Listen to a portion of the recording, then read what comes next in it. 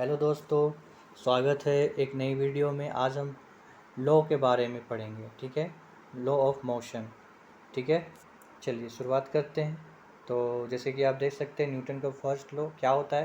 तो कहता है कि object at rest stay at rest और an object in motion stay in motion with the same speed and in the same direction unless acted upon by the unbalanced force. देखिए actual में क्या होता है ना कि कोई भी ऑब्जेक्ट अगर रेस्ट में है या कोई भी ऑब्जेक्ट अगर मोशन में है, ठीक है, तो वो अपना स्पीड या जो भी रेस्ट में है ना, वो तब तक चेंज नहीं करेगा जब तक कि कोई एक्सटर्नल फोर्स उस पर ना लगे।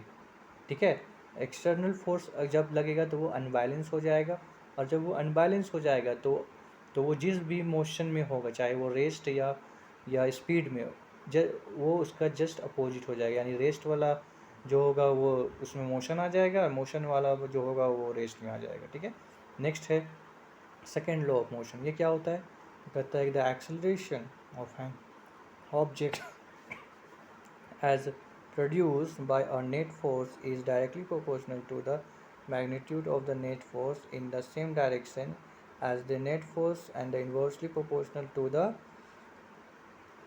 mass of the object। देख सकते हैं जैसे कि यहाँ लिखा हुआ है F equal to M into A, यानी कि फोर्स जो होगा ना आपका, वो कहीं ना कहीं डिपेंड करेगा उसके मास, ऑब्जेक्ट के मास पे, और उसके ऑब्जेक्ट के मैग्नीट्यूड और उसके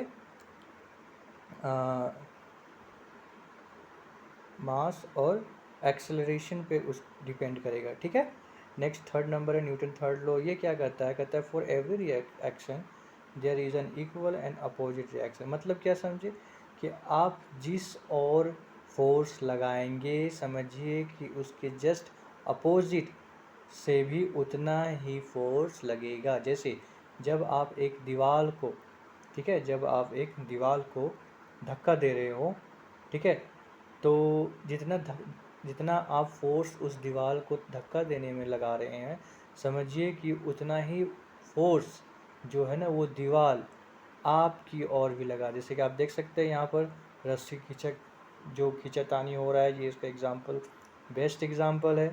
ठीक है, आई होप आपको ये कॉन्सेप्ट क्लियर हो गया होगा। Thank you.